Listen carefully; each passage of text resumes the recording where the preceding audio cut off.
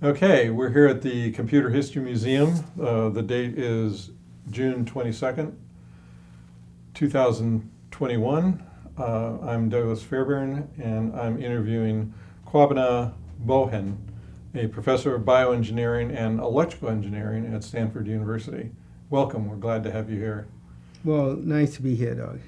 So, we like to begin our interviews with delving into the deep past and learning about your family life when you were growing up, especially those elements which impacted your path to the position that you hold today. So I understand you were born and raised in Ghana.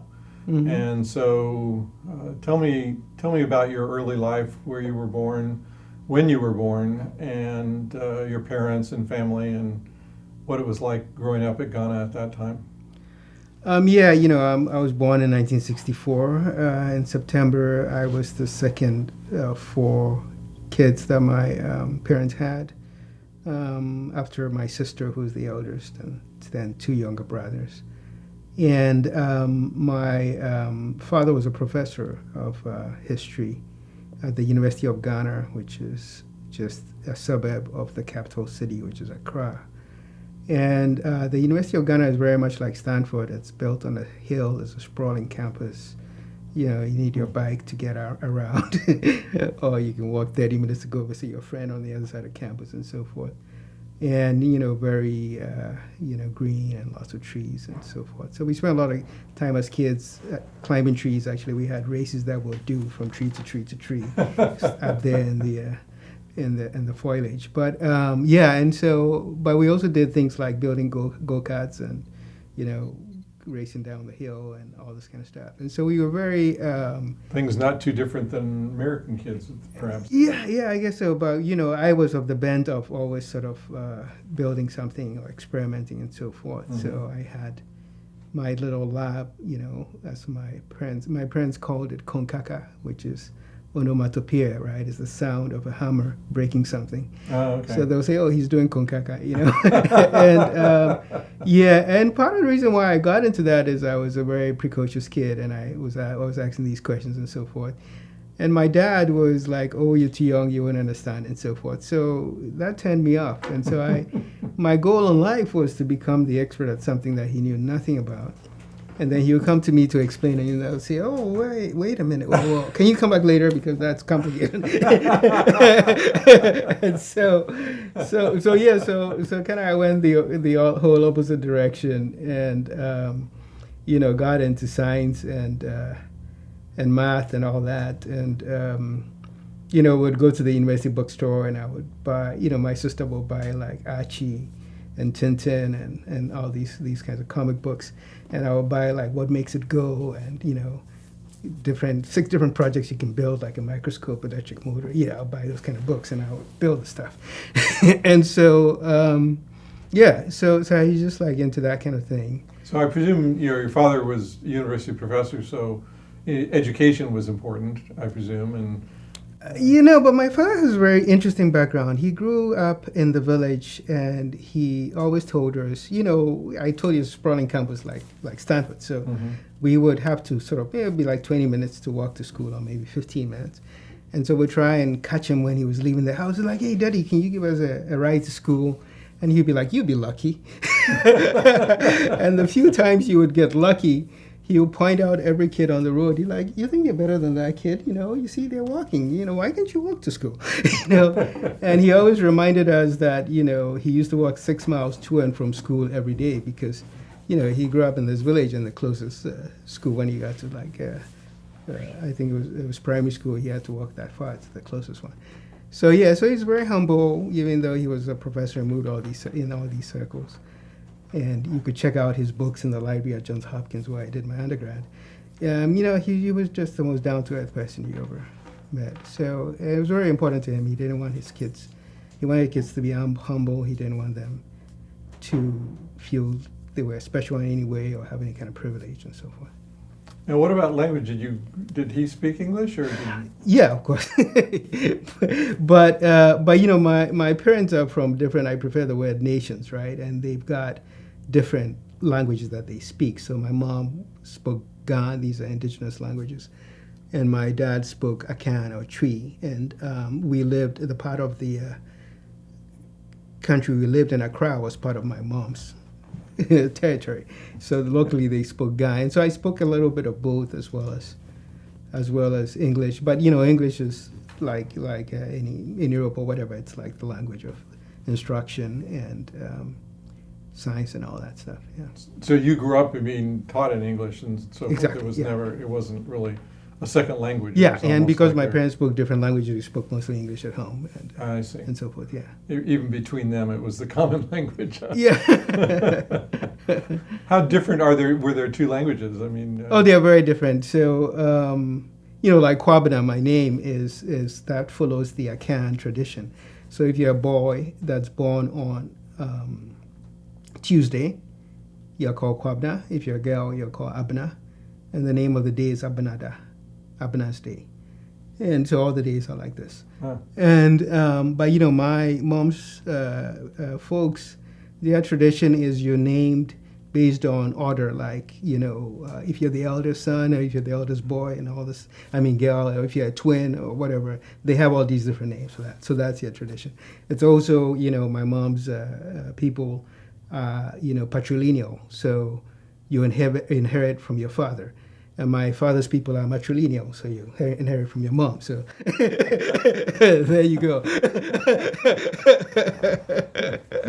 Amazing complexity in a very small space, huh? Yes.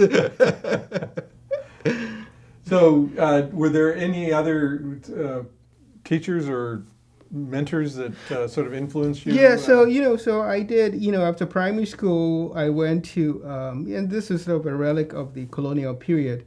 We still go to these boarding schools that the British set up far from the cities. And, they'll send the kids and indoctrinate them, basically. and we still do that. So they shipped me off to boarding school, an all-boys boarding school, when I was in 76, when I was 12. The school was founded by the Methodist Missionaries back in 1876. And so I was a freshman, or what's called a greenhorn, in 1976 when they were celebrating their centenary. By the way, it's the same year that Johns Hopkins was founded, where I went to undergrad. But anyway, so there's a lot of tradition. And in fact, my father wrote the history of the school, which is a very interesting read. Wow. And actually, he was commissioned to do it for the centenary, but he didn't finish till 20 years later. But that's another story. but anyway, so they shipped me off, and because I like to build stuff, one of my favorite subjects was metal work and technical drawing.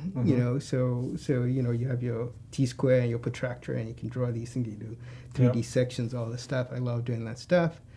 And metal work, you go in the shop. We had lathes, we had files. You build stuff. And so I think in my third year, me and a friend of mine, we designed a corn planting machine, which was, I think, kind of most similar to like a wheelbarrow. It had these two wheels, and then it had this handle.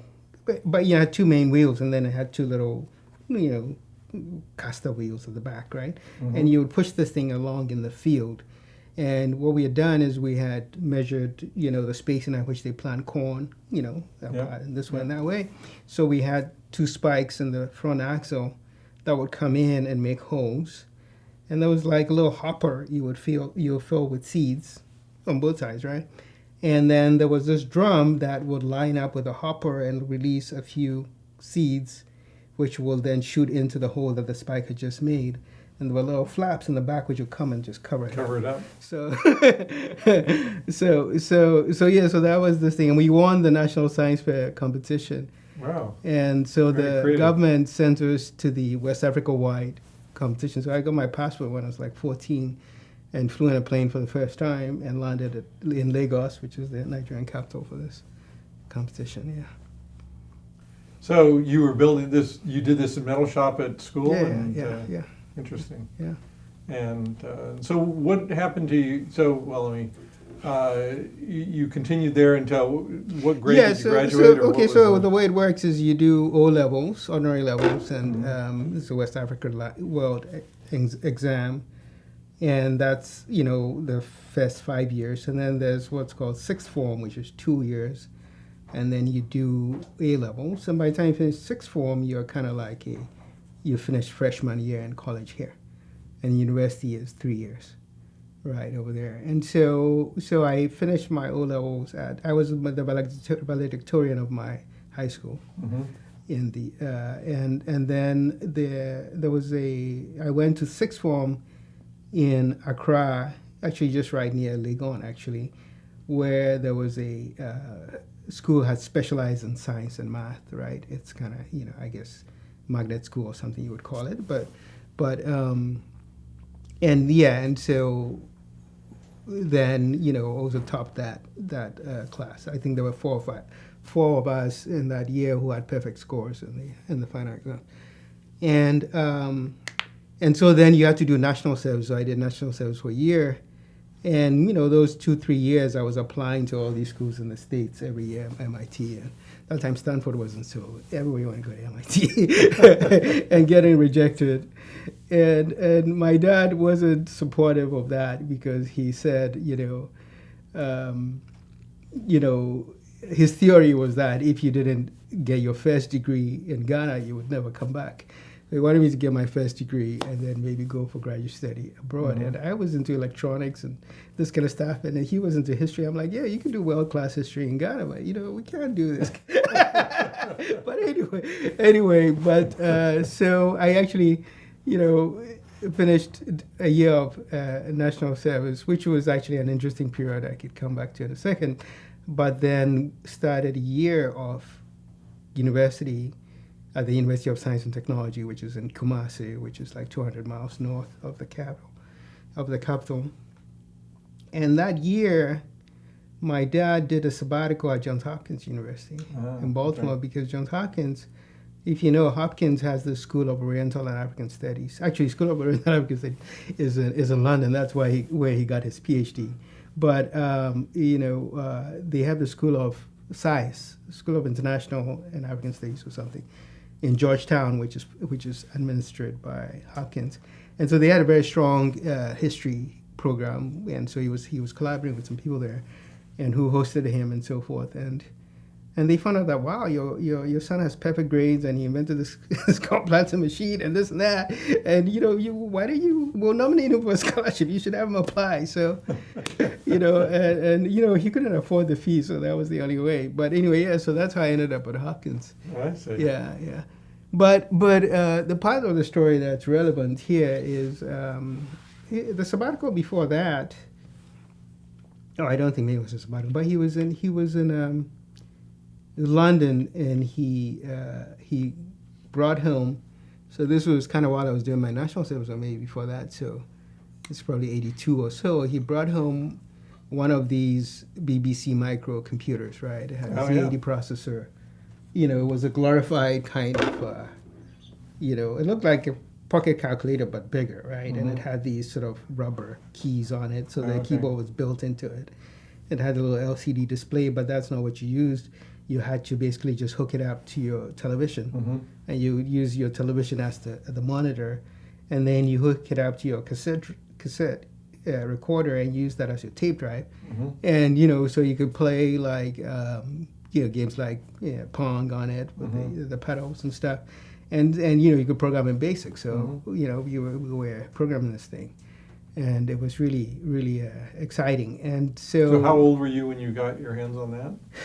This was 82, so I was what was it, 16 or 17? Yeah. And so, of course, I was too intimidated to take this thing apart. so I went in the library. At that time, I was doing my national service at the Center for Scientific and Industrial Research, which was just in the neighborhood that we lived. We were now living in a different part of the town. But anyway, Yeah, so I went in the library. They had their, in fact, I was learning all about op amps and transistors, and I was building these. It was really fun because they had oscilloscopes, they had power supplies, they had a whole thing. I was playing with all these electronics. So then I pulled out the book they had there on computers, and so then I figured out, oh wow, so this is how it works. You have a program counter. It points to setting instruction, you load it, you read the data from memory, you send it to the ALU, you have these logic things that can add and subtract and stuff. You want to do a branch instruction, then you just override the program counter with a new address, and then it branches and all this stuff. And I'm like, this is so stupid. It's like, you start out with like a bunch of ands and ors, and by the time you're able to multiply two numbers, you need all this circuitry. It's like huge, it's like so brute force. And then you have to like do all these instructions, like clock the thing so fast and do all this work. And so I wasn't impressed. There's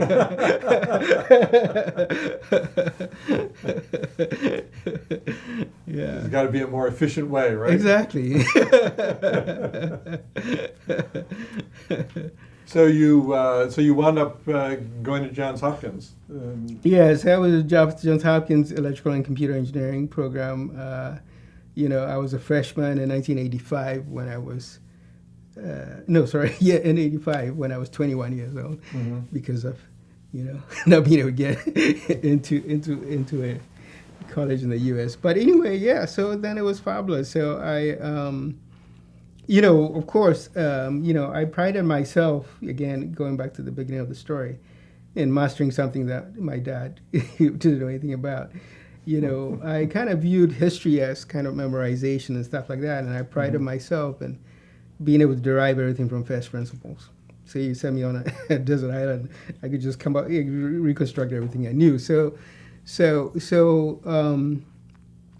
And then his counter to that was that, actually, no, he was good at math and science, but his uncle told him that, he should study history. He could become a lawyer and he could make a lot of money. That's why he went into history. But anyway, but in fact, it's a different story. But it's not memorization. But anyway, the relevant part of the story is that the way that biology was taught in secondary school and primary school was like memorization. It was like natural history, like you draw the flower and you label all the parts and you describe what's going on and stuff. And so I hated biology, and so I felt like there was a more elegant way to compute, but I didn't know anything about the brain, or I didn't have a different example. So when I was I think a sophomore, I went to a talk by a guy called Terry Stojanowski. Cover actually knows him, and he's at the Salk, but at that time he was at Johns Hopkins in the biophysics department. Mm-hmm. And so he gave this talk about this neural network that he had developed called NetTalk. Mm. And what NetTalk did was that it just had one hidden layer, then it had an input layer and an output layer. And you presented it with text, letters. And it would, generate the phonemes that correspond to those parts of the word. And so what year was this? 86, 87. Very early in the neural network. Yeah, this was, we had come out of the winter, and then neural networks were starting to take up again. So that was our previous wave of neural networks, yeah. And so he was kind of one of the pioneers in that. Terry was a terrific showman, because he had a demo where, not only was he training this network on the computer, he was taking these phonemes and he was using something called a vocoder. That, would vocalize the phonemes. Okay. So he would show you, he would play the phonemes he was getting early on in the training, and it sounded like a baby babbling. He couldn't make any sense of it. And then, a little bit later, he would give an example, and it sounded like that baby talk that the parent can understand what the baby is saying, but nobody else can understand. And eventually it's like, wow, this thing is reading. It's like, yeah, okay, the fox. Yeah, I'm like, wow. So then I was just like really impressed by that. I said, wow, this is the way to go. I mean, you don't even know how to solve the problem, and you just take this network and you show it examples, and it figures out the algorithm by itself, and it's so elegant. So that's it. Then so I got excited about that, and so then I took a VLSI class in my junior year, and I designed my first, it wasn't called neuromorphic in those days, but, we were trying to take these neural network models and we were trying to implement them on a chip. Mm-hmm. And so... You mean in digital or in analog? No, analog, of course. The brain is analog. And so it was this, it took binary inputs because these were vectors you were going to store of memory. But then this was the Hopfield model. So John Hopfield had developed this sort of analog way. It's just a dynamical system. It's the whole continuous time and continuous values will just emerge and evolve over time in such a way that when you initialized it with some piece of the memory, a few bits, it will complete the rest, right? Mm-hmm.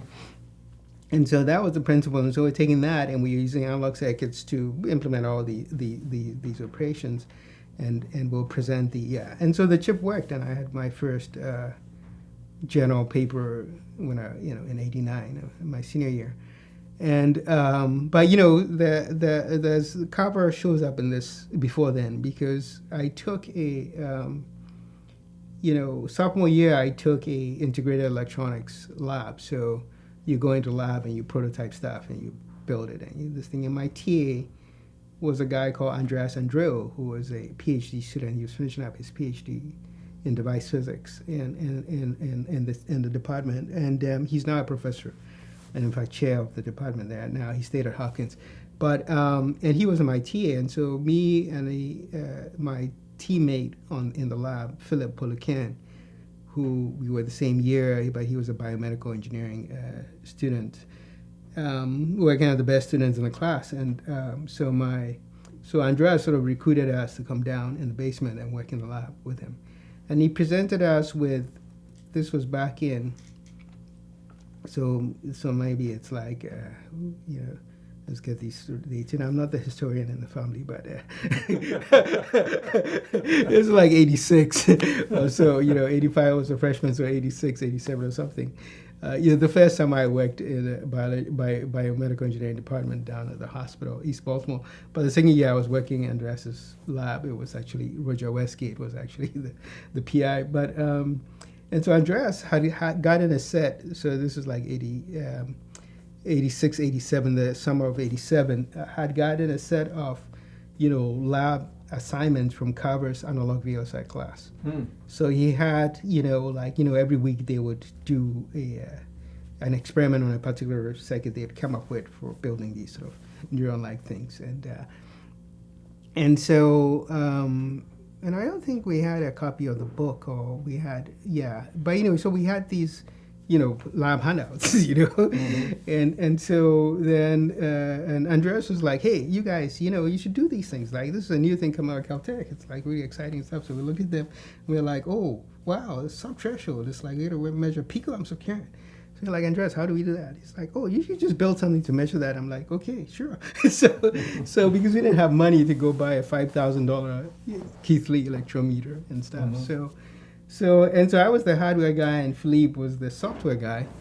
And so I found out that Analog Devices made an op-amp that had a 45 femtoamp input leakage current, so we could use that. So I was like, hey, Andreas, we should get these things. We can build something with this to measure those currents. And just like, you just call them up, ask for examples. So I called them up. They sent me samples.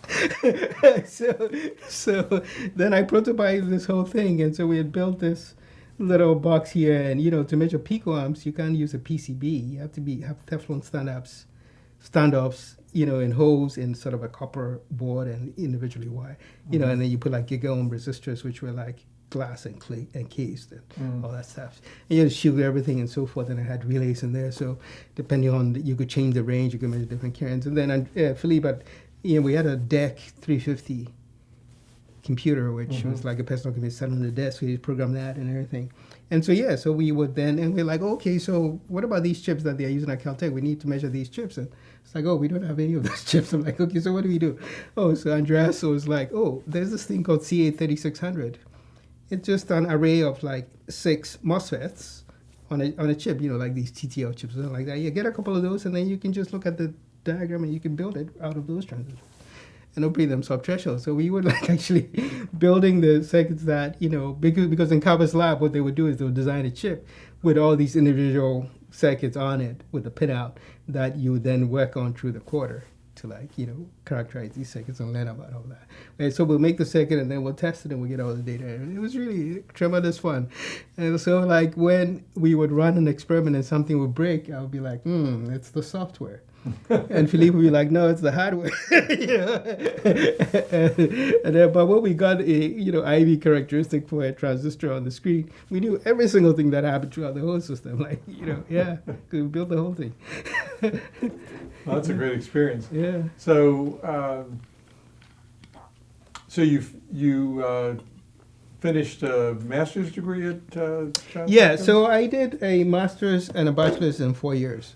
So they call, because I had 1 year of classes from University in Ghana. I managed to transfer some of those credits, and they have what at Stanford is called a co-term program, and this was called a concurrent master's bachelor's program. So just like Stanford. Yeah, it's like a Stanford co-term.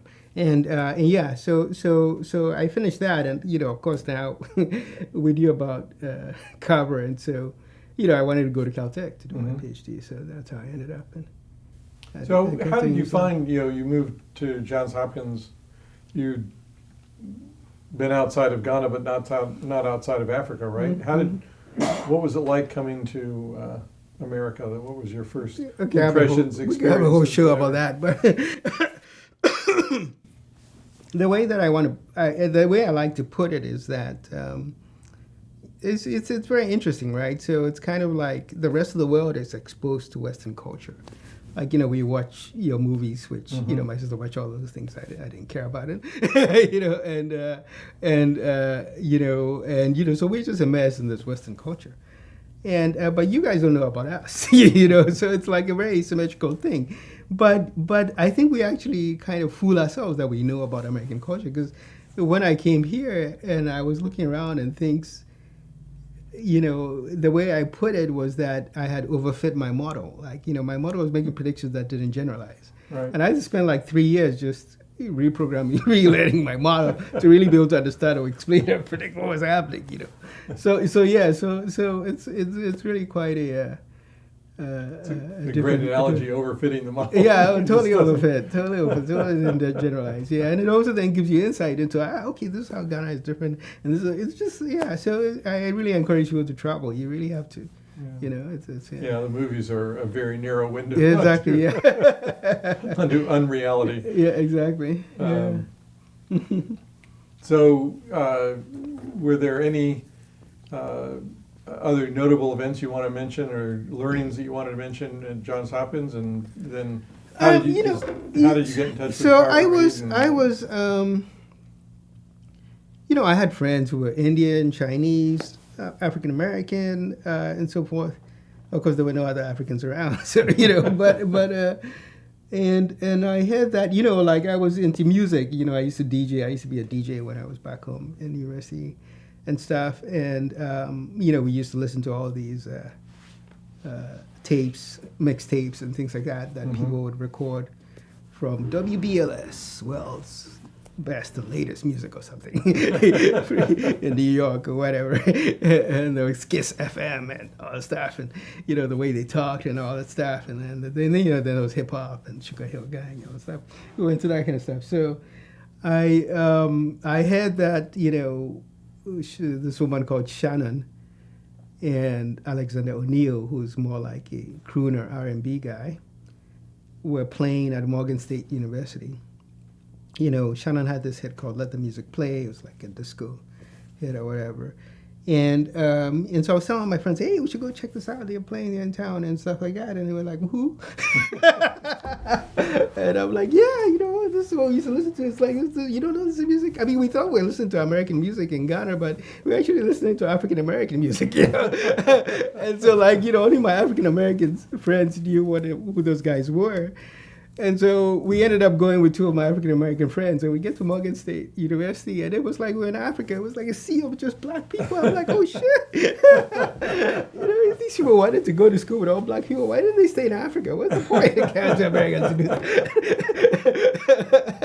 It's like the model totally didn't predict that. So, yeah. So you This must is have where had some- my father would have told you exactly what's going. He's a historian, of course he could. He understands the history. He can tell you why it's like this. But I'm using like first principles, so it doesn't work. So speaking of your dad, did he ever come to visit you in Oh Johns yeah, Hopkins? oh or- yeah. Not in those days. I was just talking to. I had a Ghanaian student over at my house for dinner. He took my class last quarter, and so I invited him over. And we're chatting, and he was like, "Oh, Stanford has this program where he's on a scholarship, but Stanford has this program where they'll provide him money so he can travel. It's $1,000-something bucks to travel, fly back to Africa, back and forth." And so from '85, when I was a freshman, till '92, my second year in graduate school, I never went home. I just couldn't afford it, And when I went in '92, I had to sort of borrow money to do that. But now they have this program so he can go home every year. So it was, So what was the question you were asking? A question I brought this up. But. I asked you if your father ever came to visit Oh you. yeah. So of course, I never saw them, and he never saw me. He couldn't afford, like somebody had to sponsor him. So no, there was none of that. So, but he did come to visit in graduate school at Caltech at some point. He had something at UCLA with one of his colleagues, collaboration. That's what was in town, and he met Carver and all that. And I remember walking with him across the campus at Caltech, and it was nice and sunny and nice out. And he was like, "Where are all the people?" I'm like, it's like, yeah, of course, they are in the lab studying, right? There's nobody around. It's like, wow, that's weird. So, yeah. And then the other time, after graduate school, I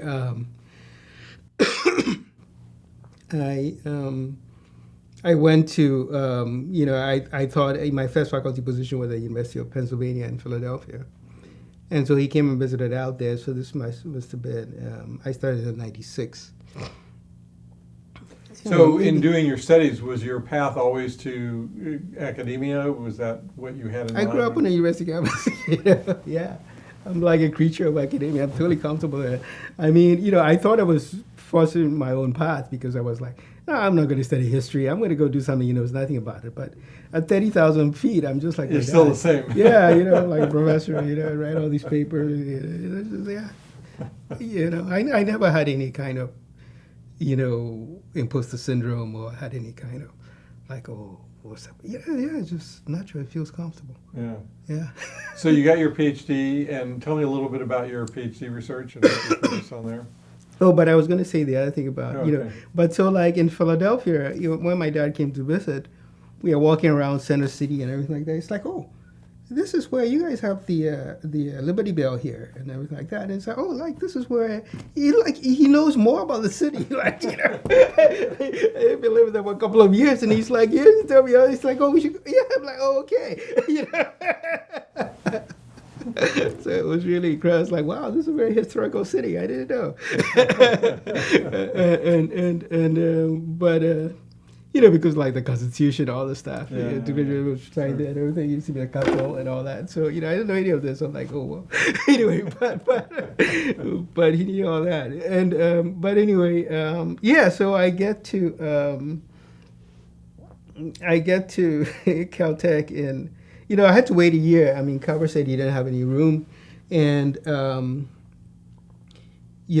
I had all this debt I had to pay off, so I worked for a year in the applied physics lab, which is part of Hopkins. Right. And Andreas had some collaborations with them and so forth, so I was able to get paid out of there while I was working in the same lab in the basement.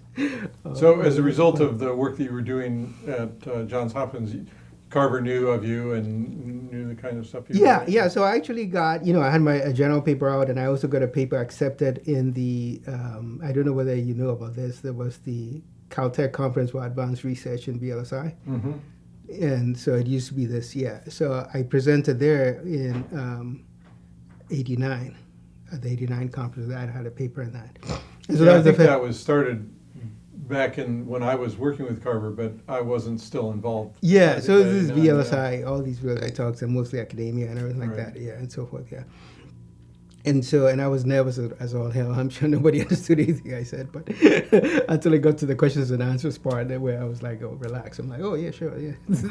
But anyway, but so that's where. So then I met with Carver for lunch or something afterwards, and anything like that. And so I have a nickname that I got when I was 3 or 2, where my dad was doing a sabbatical in London, so we lived for a year. Me and my sister were born then. She was like 4 when I was 3 or something. And we had a nanny that looked after us, a British woman, and so she nicknamed me Buster. Mm. Okay, and it stuck, right? So this is what all my siblings, everyone calls me in high school, secondary school, all this stuff. And of course, I get to America, and nobody can pronounce Kwabena, so it stuck, right? So they're calling me Buster. And so I'm going to Caltech, and I'm determined right now I'm going to get everybody to call me Kwabena, right? So I meet Carver. He's like, "Oh, Buster, I'm so excited to meet you. I heard so much about you." And I'm like, Oh, well. Yeah, exactly. You're going to tell Carver me to call you Kwabena. Yeah, and you know how he is, like very outgoing, very Californian, so we just run with it. Yeah.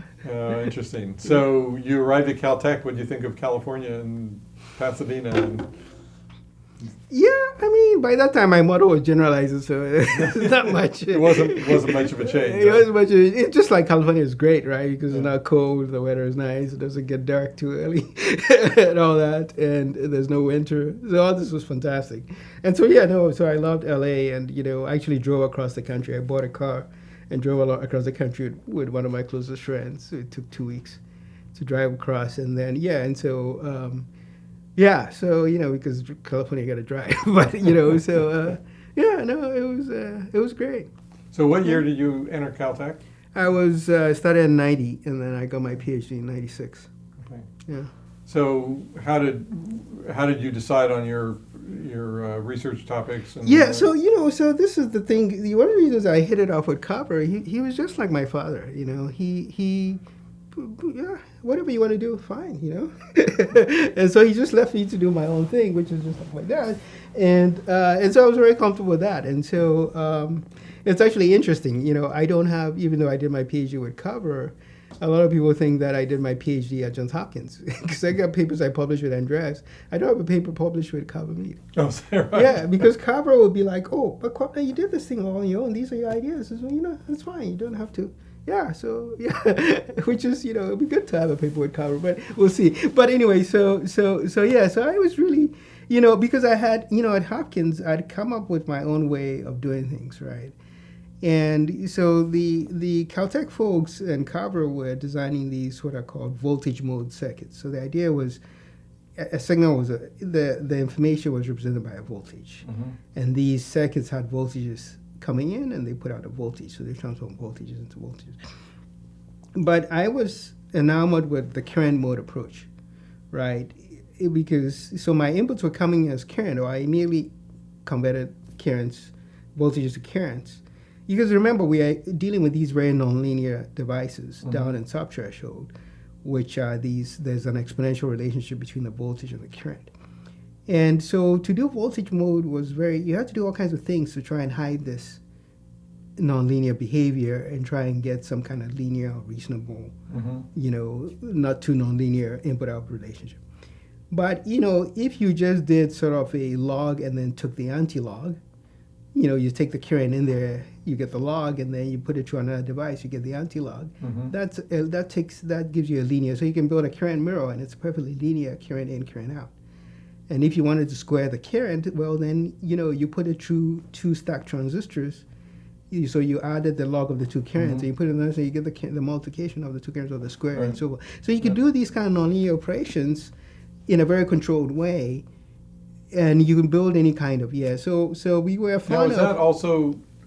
Is it a characteristic of the brain, or what goes on there, that it has these nonlinear characteristics? That's a whole different story. Yeah. All right, we don't have to go there. So Carver made this point about, Boltzmann energy distribution, the way, the concentration of electrons depends on the potential, right? This exponential relation is true for any kind of drift diffusion balance that's established will give you this kind of exponential distribution of densities or concentrations. And so that applies to an ion channel just equally well to a transistor. It's just physics. These forces of drift balance the forces of diffusion, and you get that, right? And but Kappa made a point of that. So by that analogy, we could do a lot of stuff, really biophysically stuff with transistors, right? But, very few people ended up using that. We really started taking transistors and combining. This is happening at the individual transistor level. If you take a bunch of transistors and combine them into an op amp, you lose that property. So a lot of those circuits are based on these transconductance amplifiers that are coming from traditional analog circuit design, right? And I really wanted to explore that full richness that opens up if you move away. So I was big on. So actually, and I think partly it was Andreas's influence, because Andreas was really a device physicist, and so he wasn't a circuits guy, and so he encouraged that approach, and so sort of I was combining these influences, although Kappa is also a physics guy. I was about to say he's a device physicist himself. Yeah. But you see, so I think Kappa had that insight, but more circuits people who are taking more traditional double lead stuff, immediately drifted away from it. And I think, Andreas really appreciated that insight because he was also coming from, in some sense, the same place Kappa was coming from, right? So that's just by way of saying that. So we were doing these current mode circuits. And, if you did that and you looked at it very carefully, you talked about a silicon retina. So to build a silicon retina, you have to model these, what I call gap junctions. They are like basically resistors or conductances that go directly between neighboring cells in the retina, both the photoreceptors and the horizontal cells. And they compute like the spatial average of the signals, right? Local spatial average. And so the guys at Caltech, I think it was, Michel was working on this project, but I think it was Massimo Civilotti who came up with this, what was called an HRES circuit. And it was like 8 transistors to model one of these gap junctions. And by pushing forward this current mode approach and this analogy, I was able to replace that whole thing with just one transistor, right? So then, I developed this next generation silicon array, way simplified and worked much better because the more devices you have, the more the mismatch, compounds and just, yeah. And so, yeah. Okay, so I was asking you about sort of your interest on the bio side, and we've been talking about the engineering side, the electrical engineering side. What kind of study and work had you done in terms of understanding the function of the brain or whatever previous to coming to Caltech, for example? Yeah, so, like I said, it started with Terry's talk when I was like a sophomore or something, and about net talk. And then, reading into this Hopfield network and these neural networks, that generation of neural networks, and deciding to design a chip that did want to, relate an associative memory chip, slightly different from my Hopfield network, but basically the same idea. With actually Philippe for when we took VLSI, the VLSI class, that was a chip project. And we submitted the chip to Moses, it came back, we tested it, worked, and so forth. So then we got a publication on that. But it didn't work so well, so we had it was what's called a heteroassociative memory, right? So it's believed that the way that you recall somebody's name is like I see your face, and there's some connections from those face neurons to some other neurons in sort of maybe the language area that represent dog, right? So when the face comes in, I can just activate those neurons, and then I'll recall, oh, this is dog, right? And so that's called associative. That's called heteroassociation. Two different things associated. You also have auto-association, which is like you just show me the bottom part of your face, and I'm able to fill it in and say, and that's dog, right? So that's auto-association, relating things back to itself, and that was what the Hopfield network did, but you could generalize it to this heteroassociative model, and that's what we implemented. And so, but then now you have 2 layers, right? You have this layer that's storing your face, and you have this layer storing your name, and you can present either one and recall the other one. And you could also complete errors within them, right? And so we could store these patterns, which were up to like 16 bits, 0, 1 patterns, right? And 16 bits here. And we could program, could present patterns for it to sort of memorize. It did that by changing the connection strengths, which was all part of the chip. And then we could then test it by presenting this and seeing whether it would recall the right thing. And it really only worked for 2 pairs. And the pairs were actually complements of each other, like the negation of the other guy, right? And so, but there was theory to show that you expect for like 16 neurons, you expect to be able to store something like 1/6 or 1/7. So that's maybe like 2, So I realized that these things are actually not that efficient, and also they are really susceptible to any kind of, variability and heterogeneity and noise and things like that. And, my intuition was that, the neurons of the brain are very noisy, they're very heterogeneous and all this stuff. And so there had to be something we were missing. And this is where, I started to appreciate Carver's approach because, in fact, Carver, Hopfield, and Feynman, I'm sure you covered this, taught this physics of computation class together. Mm-hmm. I think it was 81 or 82.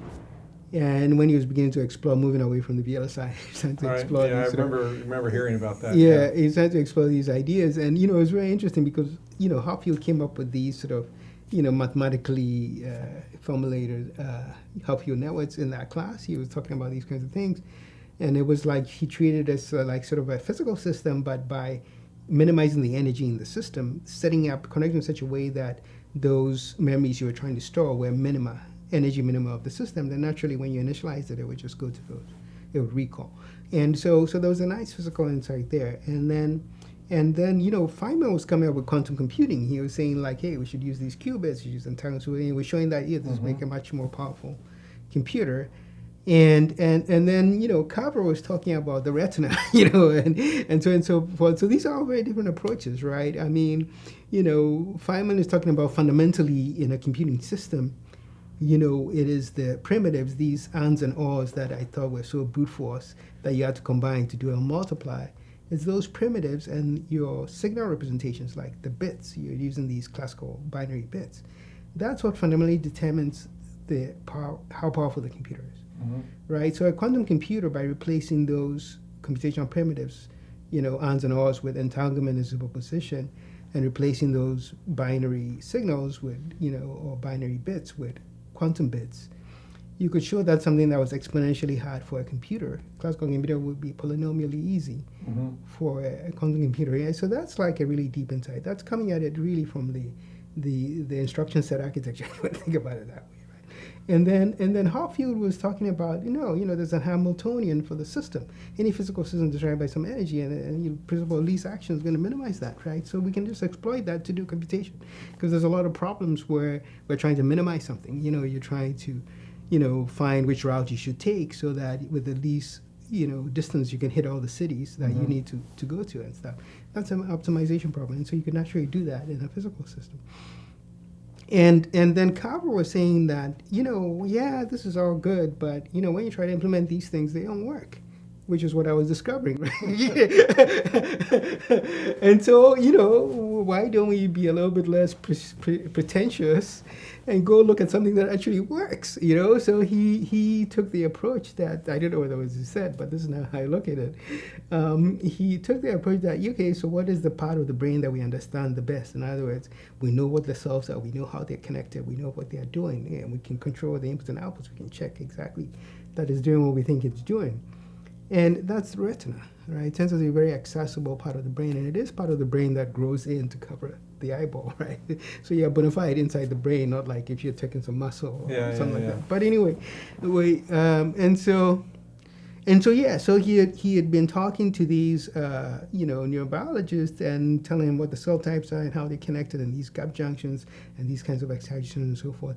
And based on that, working with Misha Mahowald, who was actually a biology major undergrad at Caltech, so she kind of understood the biology and he understood the circuits, and so working together to do this.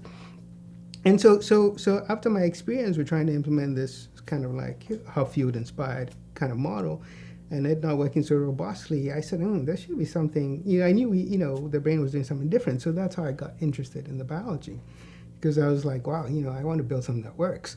So when I got to Carver's lab, I really then started. I was initially kind of CS, because it was a CS department, but then they set up this computation and neural systems program, which then they brought in Crystal Koch to sort of be the director of. It's not really a chair, but and I took so then I switched to that major, and so I was taking actual neurobiology classes. I took my first intro to neurobiology with a new assistant professor then called Gilles Laurent, who's now moved back to Germany. He's actually French, but Jill, the way Jill taught neurobiology was just awesome. It was like, it wasn't like, we were taught biology in secondary school, right? He would show you some traces that he had recorded from some nerve cell with his oscilloscope, and it was doing this, and then he would apply this blocker to this kind of channel to shut down these spider channels, and it would change to this and that, and then he would say, and then you'd have to explain, okay, why is it doing that, and like, does that mean that, so it was just like taught from the point of view of like figuring out how something works like a machine, like debugging it, and all this kind of stuff. So I was like, wow, I love this stuff, and so then I was able to get more and more into the biology, and so after my first year at Caltech, I actually came and spent the summer. Because Carver had been talking to these retina folks, he connected me with a guy called Frank Weblin, who was a professor at Berkeley in the cellular and molecular MCB, molecular and cellular biology department, right? And so I spent the summer in his lab actually recording from the retinas of like tiger salamanders, like larval tiger salamanders. Mm-hmm. So we had a tank of these little things swimming around, and every morning you got in, you would catch a couple of them, and you would enucleate, you get the eye, you'd open it up, and you have this little cup sitting underneath your microscope, but then you also have to make all your electrodes from scratch and all this stuff. And then you could go record, and you had a little speaker, and you'd come down with the electrode, and you'd have a little, projector that was moving some light across it. And if you had a successful recording, you hear pop, pop, pop, pop. The spikes would be playing through the speaker. Okay, I'm good. But I spent that whole time. Yeah, so I really got into the so that's how you got into the retina, silicon retina project. Yeah. Were you doing this sort of out of just pure interest and curiosity? Do you ever have dreams of, gee, we'd like to be able to replace, fix people's eyesight or whatever, sort of what's your... No, the thing that motivates me is just like I was 10-year-old. I tell my students, like, you need to go back to the 2-year-old program, you take any 2-year-old, he's curious, and you can even explain it to him, and like, oh no, this is how it works and so forth. Then he'll look at you, and then as soon as you leave, he'll go do his own thing. And he'll try and figure it out because he's got some hypotheses, and he doesn't want to, when he runs into a problem, he has to come and ask you. I mean, come on. He has to like figure it out. So I'm just driven by curiosity. I like to figure things out, and, I don't, everything it takes to make it work, I'm interested in, right? Mm-hmm. I don't have some I find every time I run into trouble because I have some preconceived notion as to how it should work. Mm-hmm. Yeah, and I have these blind spots, and so I'm constantly trying to uncover them. So you completed your work at Caltech, and then you ended up going to the University of Pennsylvania. Tell me, is that the next path? Yeah, so I finished. So I ended up working on a bunch of things. I took over this sort of silicon retina project from Misha Mahold, and there's a lot of infrastructure you have to build going around it, and I think you sort of asked, about this, so Carver, like, from his history, had done VLSI and all that, and, really sort of, in a sense, democratized, chip design, like everybody could do it now. And he really expected people to take this new power that they had and go do wonderful things, right? Just be the spur of creativity, but it never happened. It's like everybody designed some processor, different kind of, it just became, and, the big guy. So, but anyway, so he was like, okay, he could see sort of these. Yeah, I mean, he had done this whole Moore's law projection and all that, and when we reached the end of scaling, and he had compared it with the brain, and he realized that there's no way we're going to build something as powerful and efficient as the brain with this approach, right? And so that's how he got interested in the this physics of computation and exploiting sort of the actual physics of the devices, and which is more sort of analog style of computing. And so kind of in those early days, it was really sort of a dogma. Like I said, whenever we think something doesn't matter, we run into trouble. Right? There's this dogma that, analog is good and digital is bad, right? Mm-hmm. And so, but you started running into limitations, when you have to build a system bigger than one chip, right? Which the digital guys do all the time.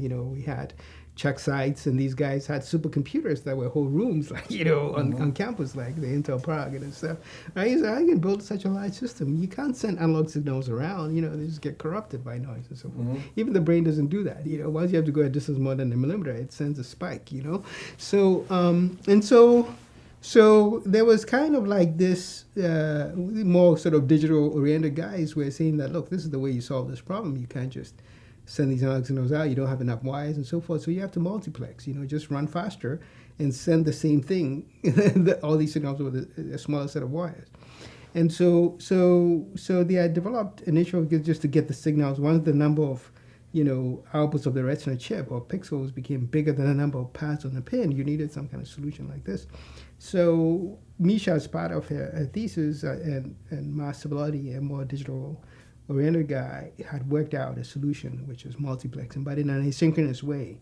There was no kind of round-robin, polling of all the things. It was just, if a neuron became active, it generated a spike, and that would initiate the whole process of its address being sent out of the chip on a bus, which was shared by all the other neurons. And Misha used this to really sort of hook up her retina to other chips that were combining inputs from two retinas and doing stereo and all that. So there's all this infrastructure went into it. And but it was just like the first prototype. It was really hard to use, very flaky and all this stuff. So then I sort of took that over and sort of just redesigned all that from scratch. And I took a class in asynchronous digital design with Alain Martin, who was also at Caltech, and so I could do this. We were doing some seat of the pants analog circuit design to do these things, and it wasn't quite correct by construction. And if we could really, and so he applied all that methodology to it, which was great. But and so that was part. So by the time, by the time this is, I think, in and so by maybe late 90s, these address event representation and they were called transmitters and receivers for, encoding and decoding these address events, were starting to work well, and we could now start to build bigger systems. And so I published tutorials and review papers on this and, shared the design so that people could use them and so forth. So then it sort of became a standard for building larger neuromorphic systems. And so when I got to, Penn, actually I had offers from all these top places and everything like that, but I picked Penn because it kind of is sort of similar to Stanford in that respect, in that it really is got this collaborative, multidisciplinary kind of environment, partly because the hospital, the engineering school, the college, all this stuff, they all concentrate on the same campus right next to each other and so forth. And I had one of my mentors who was on my thesis committee was a guy named Peter Sterling, who I had met at these retina meetings. And so, I had him, so he was like the neurobiologist on the committee. And by the end, he's been, we still talk and we still, really involved. And so, so that's the other reason he was at Penn. So that was attractive. And so those, so the early days of my lab at Penn, it was very much modeled after Carver's lab, which one of my students described as an artist colony, So everybody had their little art form they were perfecting, So somebody, I was the retina guy, and my first student who now has his own lab, he was MD, PhD, and he's got a lab at the NIH. In Bethesda, and he actually records from, temporal lobe of human patients and studies how they represent memories and things like that.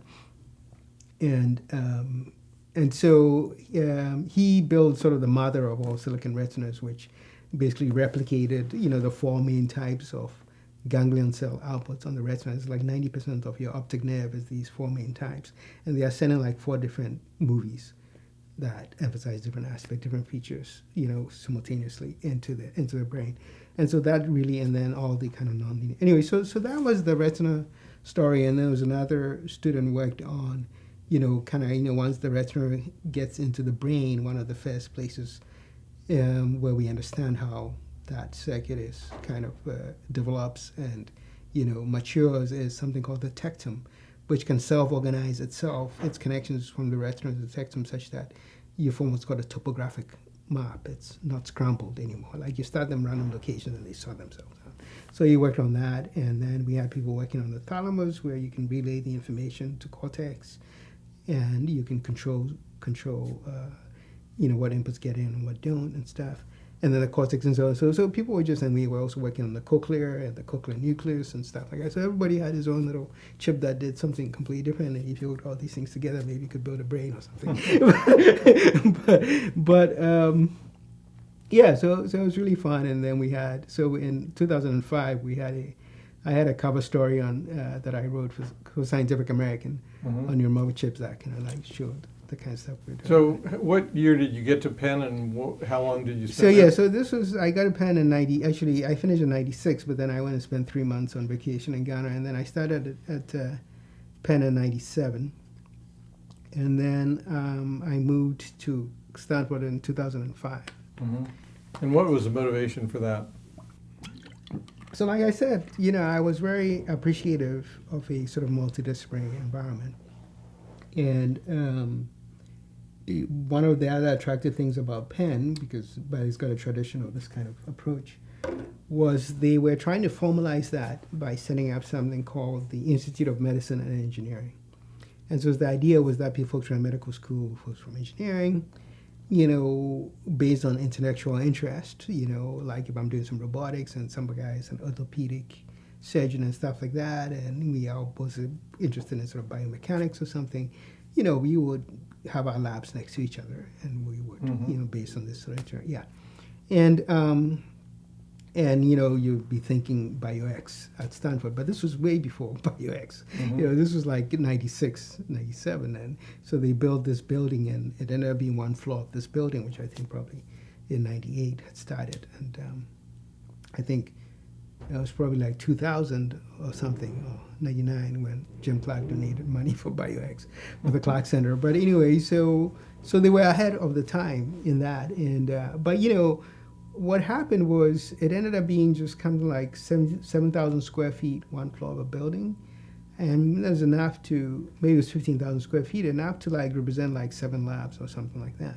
And it ended up being, focused basically based on the guy they hired as director in the cardiovascular engineering area or tissue engineering area. And so, but anyway, so then this BioX thing happened, and Stanford also set up a bioengineering department in like 2002 or so, and they were initially housed in the Clark Center.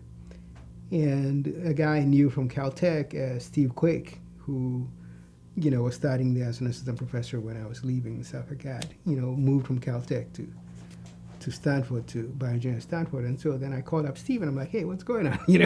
and so then I told him I was thinking about moving. It seemed like what they did that was really exciting.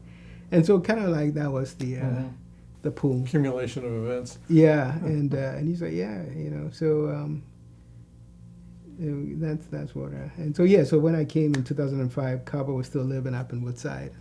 He'd come to the lab meetings and stuff, and see each other, so on and so forth. Yeah. Mm-hmm. So you got there, and in one of the talks that I listened to, you talked about, I hope this provides a framework in terms of guiding the future discussion, sort of our evolution of understanding of the brain, that we've gone through 3 different models or understandings of what's really going on or what's important, and then that is reflected in the engineering or work that you're doing. That can you Yeah, Is that yeah. a reasonable framework to? Yeah. I mean, that's why I came up with it. But the yeah. So the way I like to describe it is, and you put it just right. Kind of the way. One of the things that's really just about nature and biology and all that is just the sheer complexity Mm-hmm. and the sheer amount of detail. And there's no way we can ever replicate all that complexity, all that detail. So we're always faced with a choice that we have to make. Which parts do we take and which parts do we throw out? And in making that choice, we don't want to throw out the baby with the bathwater, right? So it's tough, right? Which one is it, right? And maybe it's everything, then we're screwed, right? But anyway,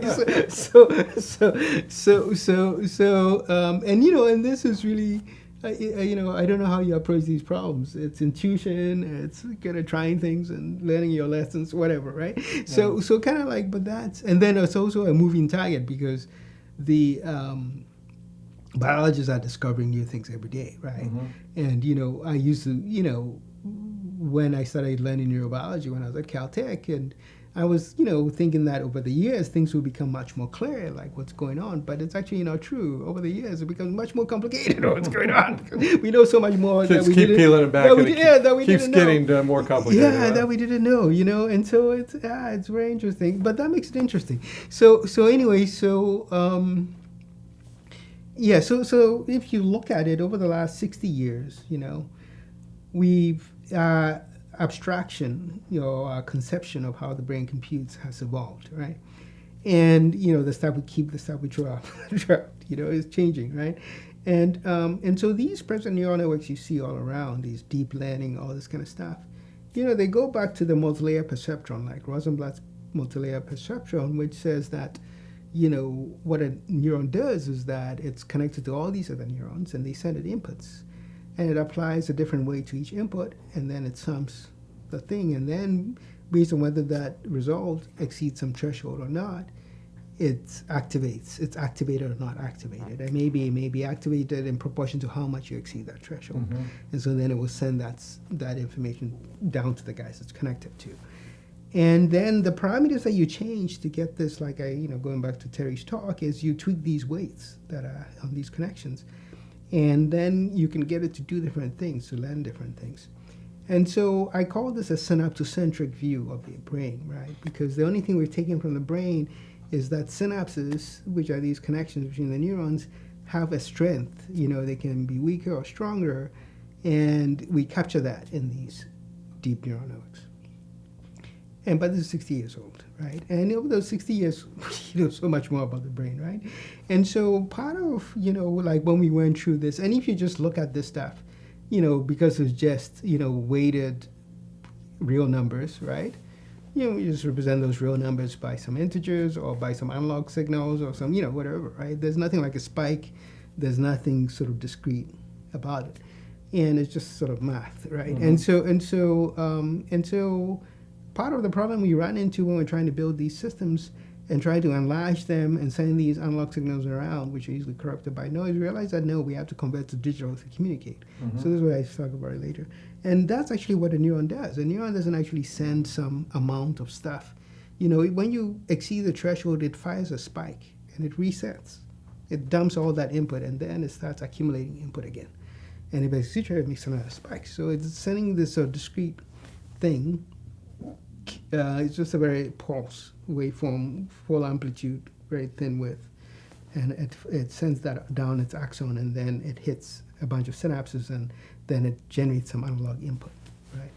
And so you go back to analog. But anyway, so this part here where we say, oh, we actually have this axon, and it's sending these pulses, this has been sort of incorporated into the neuromorphic chips. That's the main difference between these neuromorphic chips that you hear about, which came out of, Carver's work, the work Carver pioneered, and these sort of more traditional, neural networks. And so I call that the axocentric view, right? Now we're taking into account that, yeah. And that's what so you have the synapse-centric and then the axon-centric, axocentric, yeah. And so that's kind of like what we've been doing, more recently, or actually over the past 20 years, this evolution to analog and then mixed signal kind of neuromorphic systems. And so now, but now, at least I begin to recognize the limitations of this approach. And at the same time, the biologists tend to understand much more about the fact that the dendrite does some very sophisticated things. And this is something that Carver always sort of insinuated. He thought, these dendrites, I think that's where the power is, right? We could never, we didn't know enough and so forth. But, and so, in the exocentric view, you take this elaborate dendritic tree and you throw it out and you just deliver all the inputs directly to the cell body, right? Mm-hmm. And, but this elaborate structure that the dendritic tree has, we are finding that it can do its own computation. It's not just a sum, right? In other words, this little segment of dendrite can get a bunch of inputs, and if the inputs come in this way, do, re, mi, versus mi, re, do, it will trigger a regenerative potential, kind of like a dendritic spike. And it can even sit there, it can switch into an up state. So it has a memory over seconds that thing happened.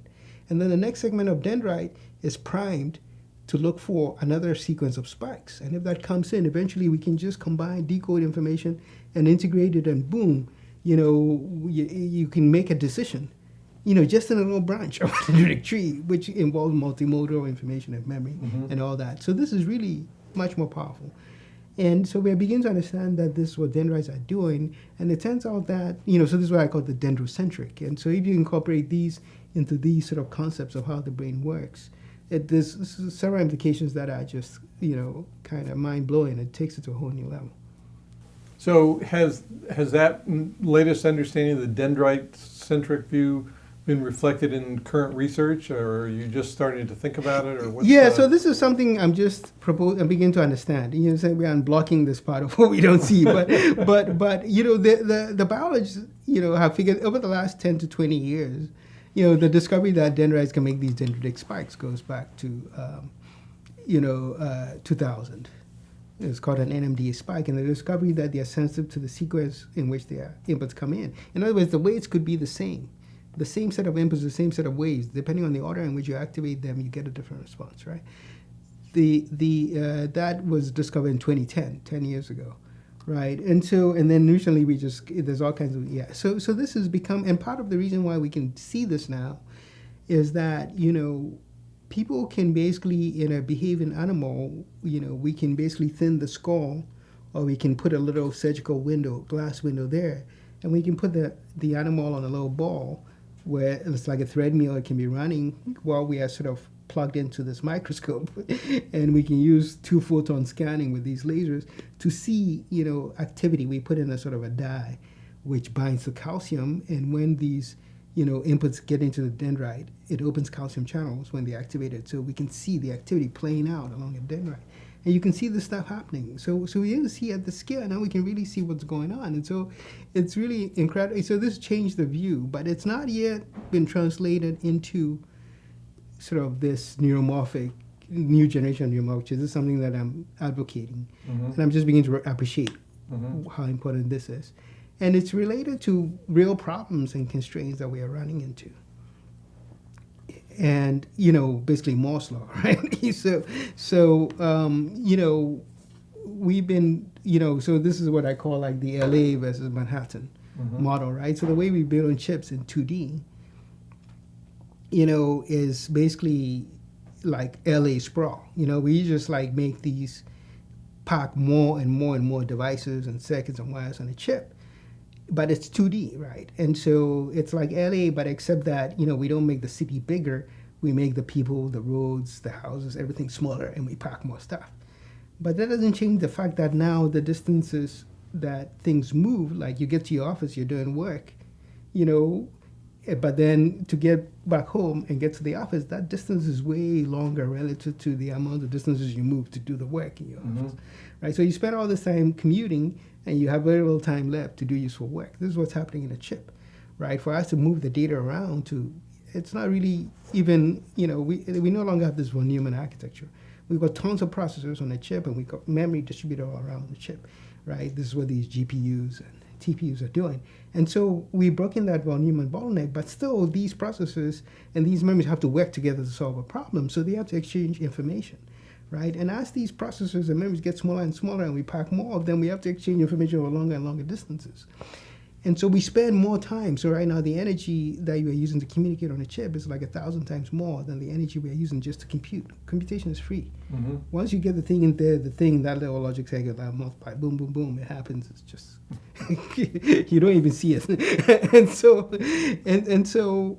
that's kind of like what we are. And now the electrons are complaining. They're like, oh, this turns into too small. I'm bumping into all these. You can't make it any smaller, right? Right. And so that's kind of what people are saying is the end of Moore's law, but actually it's not true. Like Moore's law says you're going to double the number of transistors in the chip, and that's still happening, right? And the way that it's happening now is that you can't shrink the transistors anymore. Is you go to the Manhattan model. You use that for the real estate. So you want more people, more cars, more stuff. You build these skyscrapers. Mm-hmm. And so the memory guys are doing this. Like in your phone, you've got a terabyte of memory. And that terabyte of memory is a little package with 8 memory chips stacked together. And each of those chips has like 1,050 layers of transistors and wires and all that stuff, a 3D NAND, NAND flash, right? So it's already a skyscraper. And then you stack 8 of these together, that's like 1,000 layers of memory cells. And so you can pack all this memory right next to the processor and just go boom, boom, boom, boom, boom. Part of why you're able to do all this stuff with your phone, right? And it's on your battery, And so this is the memory guys actually, went this route in 2013. And they stopped shrinking transistors. They said, look, memory has to be abundant, it has to be cheap. You're going to go 3D. It's too expensive to shrink these things. They're complaining too much. So There we have it. And so that's the path forward, which people are beginning to realize you're going to go 3D. And the memory guys have already done that. Now they're 150 stories high on the chip. And so, but the challenge is that, in memory, you only activate one layer at a time, right? But if we're trying to process in 3D and activate all these layers simultaneously, you're going to melt the chip. Mm-hmm. Right, mm-hmm. Even just one layer, one 2D chip, you need this huge heat sink, right? Yeah, exactly. And so that's the challenge. We know we have to go 3D, right? And if you go back to the analogy, right, you take all these guys in LA, you shrink them, you put them in Manhattan. You're going to take all that smog, even though the smog is going to be less because they have to drive shorter distances. The area over which it's concentrated is even smaller. Yeah. And so it's going to get worse, And so that's why they don't let you drive or make it very expensive to drive your car. They put you in public transport, right? Or in the trolley, you're down on the subway because a subway car can move like 50 people for the same amount of smog that one car makes, mm-hmm. right? So then you solve the problem. And so the analogy in a chip, again, like I said, communication is using all the energy.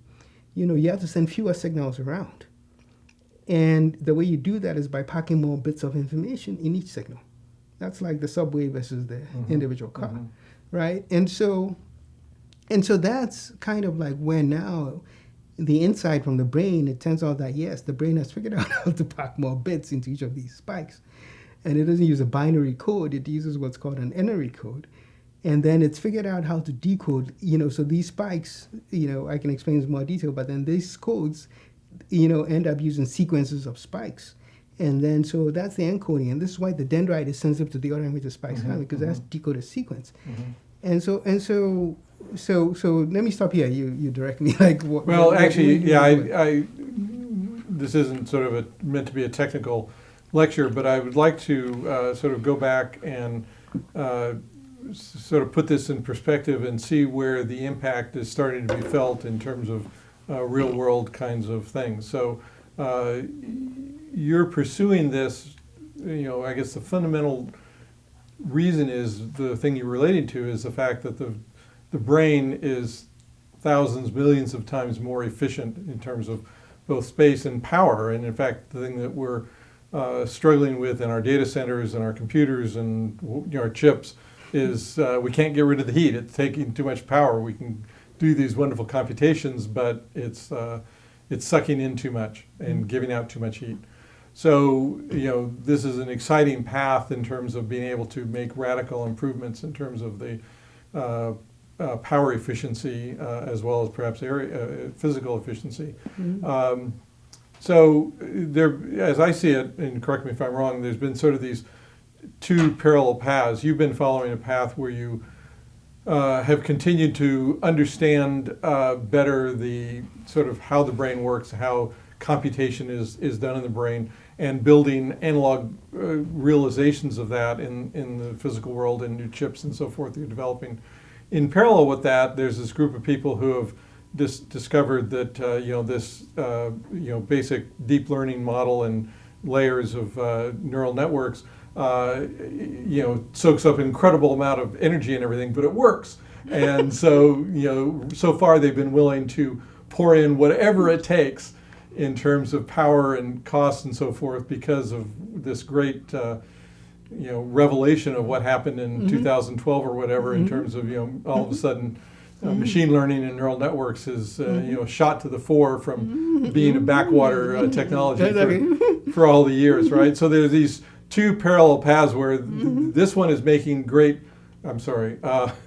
one path, the neural network, the digital neural networks are making great progress in terms of results, but they're in the process of or about to hit the wall in terms of how much power can you get. In fact, the latest issue of Business Week about all the startups that are focusing on how do you cool these data centers? How do you immerse them in water? Do you all these different technologies for keeping them cool? You're trying to keep them cool by not consuming all of this power. So meanwhile, in parallel, you're pushing forward on the analog computation model. So where have there been bridges so far in terms of spin outs from your technology that have impacted what's happening in the commercial world, and what do you see in the future? When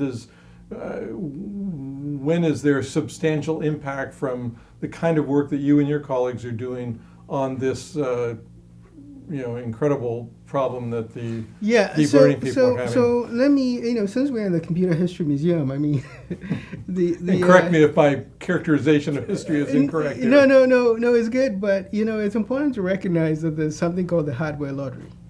Hardware lottery.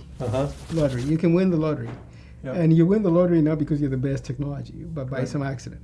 Okay, and so this part that you described, where this deep learning thing kicked in 2013, like when I arrived at Stanford in 2006, and we started working on NeuroGrid, which is the first system with 1 million neurons, and kind of had gotten funding to do this, and I was talking to my colleagues in CS. I remember talking to Sebastian Tron. We went to pizza and we got coffee, and also Andre Yang. And in those days, those guys were trying to get these deep learning things running on GPUs, right? And and Andrew was telling me, so this is 2008 or something, that every time they build a they get a new GPU chip and they put more of them together, so they get 10 times more power. They train a 3 times bigger model with 3 times more data.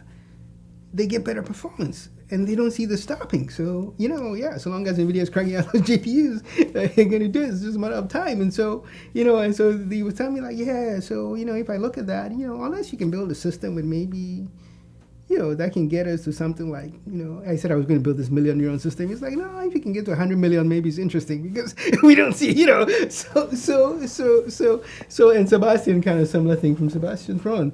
And, and it's true, they won the hardware lottery. Nobody designed GPUs to do this. Right. They designed as graphics chips, right? And it just turned out that the gamers, we're buying so many of these chips, NVIDIA could continue cranking them out at the latest technology node that TSMC was providing, could pay for them. They are the first customer. They get on the first, most advanced process. And the gamers are footing the bill. So, you win the hardware lottery. It's there. You need the compute. It was quite tricky and all that stuff to reverse engineer it and get it to do the stuff. But hey, once you did it, you're good. Right? So this is the kind of accident that happens. Like something is developed for some purpose and it gets repurposed and so forth, right? And that's the hardware lottery. And bring this back. And so historically, kind of that's what happened. And so the question we should be asking ourselves is that now that we know this thing is awesome, it's really great. It's like these guys weren't talking shit the whole time, that neural networks can do something, right? Then we should go back to a clean sheet of paper and say, this is the style of computation we're trying to do. And we should, instead of, winning the hardware lottery, getting lucky, we should really purposefully design a system to do this. right? And so Exactly. kind of, there's companies like Silicon who are trying to do this because we know that it's going to be impactful. It's really going to be useful. But of course, NVIDIA is not going to give up that winning the lottery so easily. But that's kind of like where we are at, right? We just luckily got this to work. It wasn't forethought. It wasn't planned out. No. And now we really need to think it through and plan it out. This is kind of like where the insights we're getting in the brain can help us sort of like really think this through and plan it out. And the other example I'll give, we'll tie in it sort of more detail. The other example that I give that, like you said, it's very true. The resources we're using in energy, time, money is just incredible, right? Since 2013, when these things, show that they can really work, right? We've been doubling the amount of compute that we used to train these things every 3.5 months. That's 10 times more compute in a year. That's like 7 times faster than Moore's law, which just doubles the transistor on a chip, and therefore how many processors you can have every 2 years, right? So that means that what we're doing is unsustainable. It's just costing you more money. So these latest models like GPT-3 from OpenAI, it's like $5 million to train this language model. And the amount of energy used in these data centers is like 50 cars driving, using 50 cars for a full year. Yeah. That's how much carbon footprint we're generating. And you're saying, and this is going to be 10 times more next year, and then 10 times more. This is just totally unsustainable, right? So it's very clear that we can't continue to do this because and so this is also why you're seeing all this activity. But what I'm advocating is that you shouldn't be looking for it's just like the terrific thing about Moore's law is that it ran for 50 years or 60 years, right? And that you have a thing that's scalable, right? You know what you have to do, and you're not just going to get the payoff this year, and next 2 years we get it. Next year, you get this kind of thing. We have to come up with the similar kind of scaling law principle that can run us 50 years, by, doing more of that thing. Not that, every year now we sort of, do some special thing in there and we get this and we do these tricks. We can't be relying on a different trick every 2 years. It's just too expensive. You don't leverage, you don't build on that learning, you don't do all that kind of stuff. This is what you should be thinking about, right? and so that's what I've been thinking about, and it goes back to what I said earlier that, and this is really where I started. I was really inspired by these quantum computing guys because I said, wow, that's really what the lesson that's teaching is that, we've been focusing on the wrong things, right? You should really, if you think it through clearly, which details do you keep, which details do you throw out, you should keep the details. In other words, pick a primitive, computing primitive, and a signaling code, like for the quantum computers, these qubits and entanglement and superposition. And if you pick the right ones, you should be able to show that you are on a better scaling. In other words, I say increase the size of the task. The amount of volume, the amount of energy, and so forth will increase more slowly than the competition, right? In a quantum computing case, competition is using exponentially more hardware to do something, and this thing is using polynomial hardware, and that comes back to what you get from replacing bits with qubits and operations, disjunction and conjunction with superposition. You didn't have to write any algorithms to show this. You could just argue from first principles that it's going to kick ass, And then it was 12 years later that Shaw came up with this algorithm for factoring prime numbers and so on, right? And so this is what I've been thinking about the last 2 years. Is like following this program. And so, what are the right codes and primitives? Well, if you look at, again, going back to the hardware lottery, like back in the 40s or during the war and after the war when ENIAC was built. Right, ENIAC was using decimals. It didn't use binary stuff, right? Because we're all familiar with base 10, And but the problem they quickly run into, is built with like 18,000 vacuum tubes, and these things will die out all the time. So like half the day it will be not functioning, it will be down, right? And so the engineers realized that, they need to find a way to build these systems with fewer. If they could reduce the number of vacuum tubes, they could run longer, right? And so that's why they switched to binary, right? Because if you replace base 10 with base 2, right, which means that instead of 10 symbols, you have only 2 symbols, right?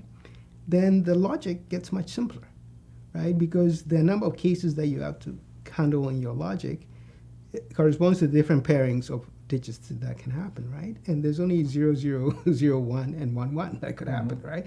And so you only have to handle those 3 cases. You can build an adder, you can build a multiplier, and it's much simpler than trying to do it in base 10, where you have 100 different pairings that can happen, and you have to handle all those cases. And so they made a conscious choice, right, to reduce the amount of hardware or logic, okay, at the expense of increasing the number of digits, because in a binary number, it takes much more digits to represent the same decimal number. So it means that they were using more wires, they were sending more signals around, but they were saving vacuum tubes. Mm-hmm. But we are now in the opposite condition. Like, transistors, cheap. Computing something, trivial. For how many rules, we don't care. But the thing that's burning all the power is like, how many signals are we sending around? And how many, yeah. And so we should be switching over to the other side, which is using a very high radix number system.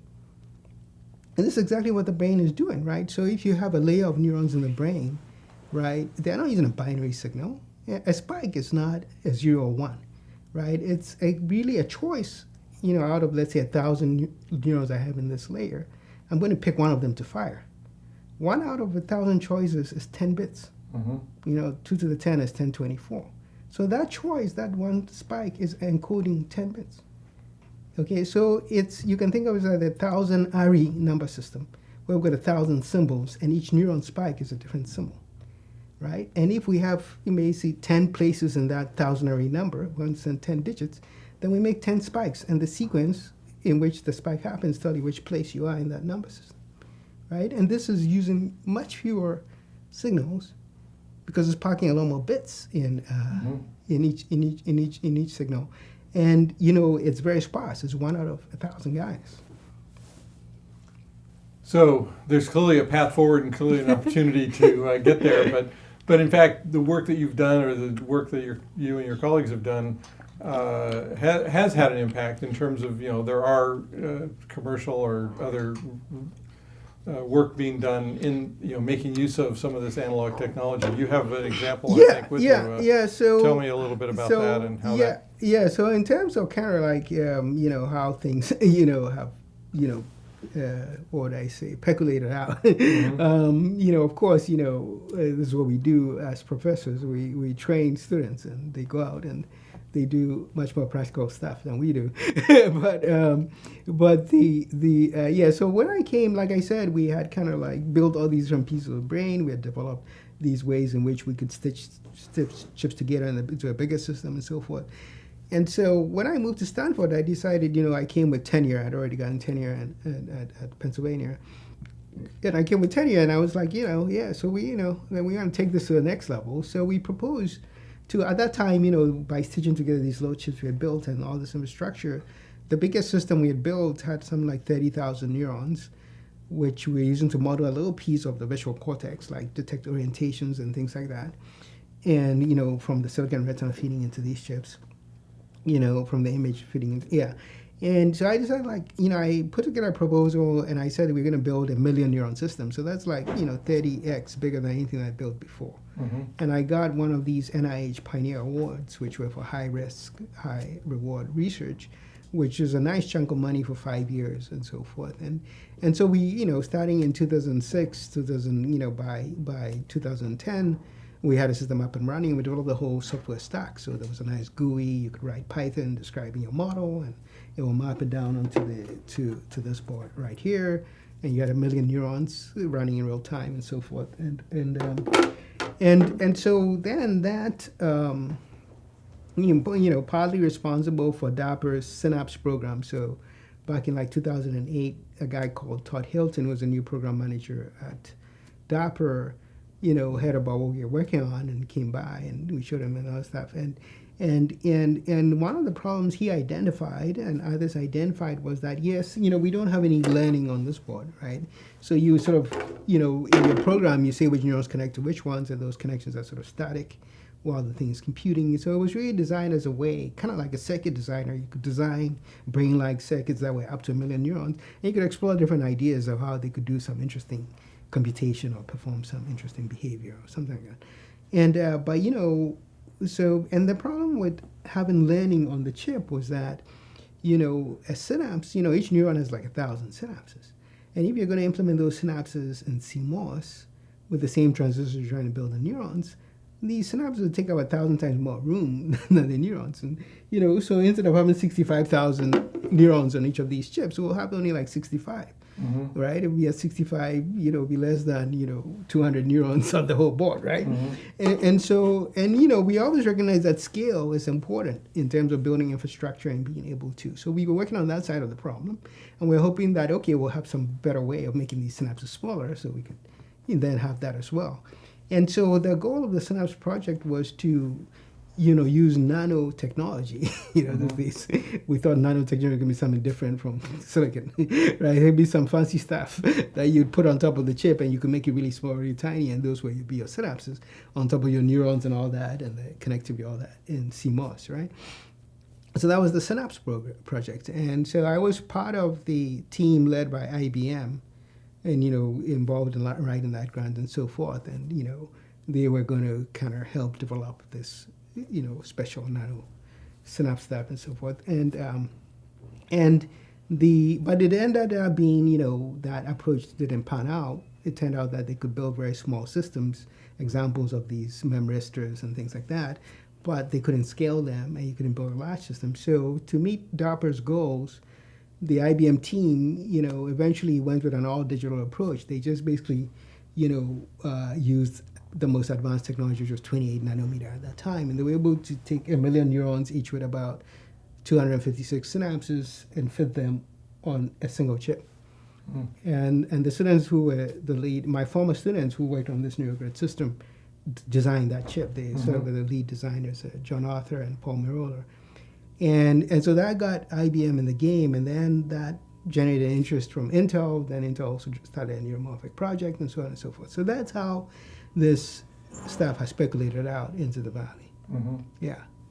So I mentioned there are a couple of companies, one in particular, Mythic, that is doing some analog work. Are you familiar at all with what they're doing? I don't really keep track of it. I know they're out there and BrainChip and all this kind of stuff, but I don't really have any connection with those guys.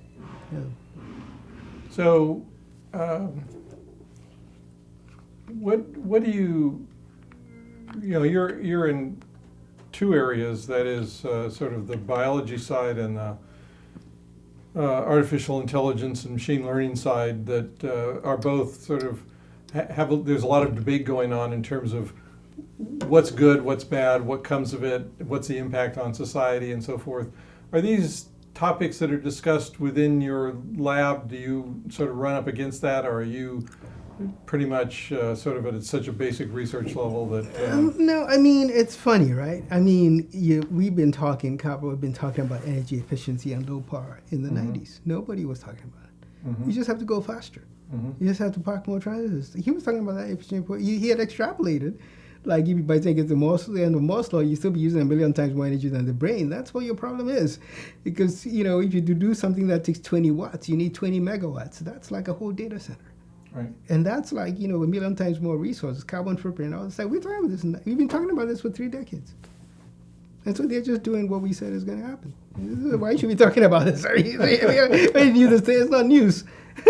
This is why its efficiency is what matters. It's not, you look at the brain, and I told you there's all this complaining, but it's not alien technology. It's following the laws of physics. The cost of computation for the brain are the same as the cost for our chips. It's using electricity. It's generating heat. It's using space. It's physical, so you can compare it, and so it's just ridiculous what they're talking about. I mean, it's kind of like, we told you. I mean, what are you talking about? So, clearly, that's why we're working on what we're working. Coming up with the technology would be a huge positive impact. Yeah, that's why we're not taking a digital energy savings. That's why we're doing what we are doing, because this is going to destroy the planet. It doesn't make any sense. Right. So how do people view it at Stanford now? I mean, what's there? Are you feel like you're got momentum building? Are you still pushing against the thing? What's the? I describe it as the transition from and Carver tells stories like this, right? I mean, when Carver developed VLSI and he was like show people democratized chip design, right? He went and talked to, you mentioned Ivan Sutherland, right? one of them, they had Sutherland and something, they'd made graphics processors. Mm-hmm. Evans and Sutherland. Evans and Sutherland, right? Yeah. And, they were building these things out of discrete chips, whole cabinets and everything like that. Yeah. And Copper went and told them that, hey, you guys are dinosaurs. It's like, what are you talking about? It's like, look, somebody's going to build a chip. It's going to reduce this whole thing to one chip. They're going to take over your market. It's like, oh, come on. Those chips? Yeah, those little baby things. Yeah. But, this is what Silicon Graphics did, right? so Jim Clark. By way of saying that, but the example that I personally like is if you go back to when ENIAC, again, you go back to the ENIAC, right? ENIAC, they were developing this ENIAC as a digital computer, and there were computers at that time. They were analog computers, right? They started out as these mechanical things, and then they started building them electronically and all this stuff. And so you had autopilot and controls for like planes and fighter planes and all those. And those analog electronics you had to integrate and differentiate. You do all these controls. There's analog computers in there that did that, right? Mm-hmm. And so when they developed, ENIAC and doing this digital stuff, the analog designers were like, oh, what's that? And they were like, oh, that's a digital computer. And it's like, how fast does it go? Oh, what? Ones and zeros? And what? Only, they could never differentiate or integrate. There's nothing, they couldn't even dream of doing that. And digital computer is too slow. Mm-hmm. And it didn't have floating point, And so the analog guys were like, okay, fine, that's good for right. databases and tables and things like that. But, you're not going to use it to control a plane. And so you see a period from like 45 to 50 where, and you guys have a fantastic display of analog computing downstairs. You see a period where there was this huge innovation. They were coming up with all these bells and whistles and fuzzy because they were dying. They were dinosaurs. They were just trying to survive because eventually digital could just take over. Right. And that's what you see right now. All these companies, they have some little secret sauce they add to it and some twists. They do this, they do that. This is what you're seeing. It's dying. So do you believe? You've mentioned quantum computing several times, and perhaps. Do you think that will be the technology? No. What I think is that we have to go to 3D. We have to go to the Manhattan model. And when we go to the Manhattan model, this digital approach doesn't work because it generates too much heat. Right. And so then, but it turns out that the brain is 3D. And so its style of computation that it's doing really is compatible with a 3D thing, right? The amount of energy and heat it dissipates scales, not like the volume of the brain, but just like the surface area. Right, and it scales linearly with the number of neurons instead of quadratically, which is what happens when you spread it out in 2D. Mm-hmm. And then you can arrange things if the activity is sparse. Then you can arrange things if it's scaling linearly, and there's smaller and smaller fraction of the neurons, and that volume are signaling. Then the energy dissipate scales like the surface area, so everything is cool. It doesn't overheat. And so this is why I'm excited about this. The more that I look at a 3D, we have to go 3D, and then the more that I sort of take into account the constraints of 3D, the more it makes sense that we have to do what the brain is doing. So neuromorphic really comes into fruition or becomes really a uniquely advantageous approach. Okay, so I think that's actually a good place to stop, with the exception of another sort of thing that we ask our oral history candidates to do is sort of offer some advice to a young buster, a young Kwabena, somebody, high school, early college, whatever. What advice would you give them in terms of directions to go, things to pursue? What do you tell your young students? Follow the 2-year-old program. Follow the 2-year-old program. Go back to the way you were when you were 2 years old. I learned a lot of stuff from Carver. He's a great teacher, but my favorite professor is Professor Boahen. Mm-hmm. Everything he teaches me, I understand perfectly. I never forget. It makes so much sense. It's just fabulous. I could go back and come up with completely different ways of looking at it, and they make so much more sense. So this is what it is. You follow the 2-year-old program. We really sort of destroy this in the educational system. We put the kids back in, and you sit down and keep quiet. 2-year-olds don't do that. We explain them to something. What did I say? They have to pry it back. 2-year-olds don't do that. And then you put them somewhere, it's like, oh, they come in, what should I do? It's like, then you have to tell them, 2-year-olds don't do that. So you just go back to that program, you'll be fine. All right, well, that's, I have one. Yeah. What do you think of the value of a computer history museum is? Oh, yeah. I mean, I've given that example several times and praised the influence of my dad, right? It's important for people to see this sort of hardware lottery, right? They think we're doing things a certain way because we thought it true and because that really makes sense. But it's usually some accident of history we're doing things the way we're doing them. And you need to understand that. And then you also need to train yourself to think from first principles so you can look at the thing at face value, whether that decision really makes sense or not. Too many people think by analogy, so that's that contrast. And so if you take them through the history and they see how many accidents happened and these things were just accidental, then they realize that, they shouldn't be taking things at face value. They should be, figuring out for themselves why it makes sense and it doesn't make sense. So this is NeoGrid. It's a board that, in fact, there's a date on here someplace. This is a 2009 version of the board with 1 million neurons on 16 chips. It's a mixed analog digital system. All the computation is happening with these analog circuits that are operating with picoamps of current or picojoules. And then the communication is happening with digital circuits that don't have any clock. They just send a signal when it happens. It's generated by these analog circuits. And that way we can communicate among all these chips. And all this happens is this routing circuitry for them to talk to each other and to talk to the computer, and all that is built into the chips themselves.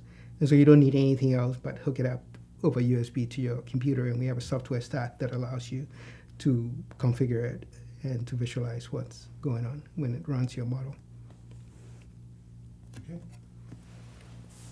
okay. Thank you very much, Kwabena. Okay, We Don. really appreciate your spending the time and Yeah.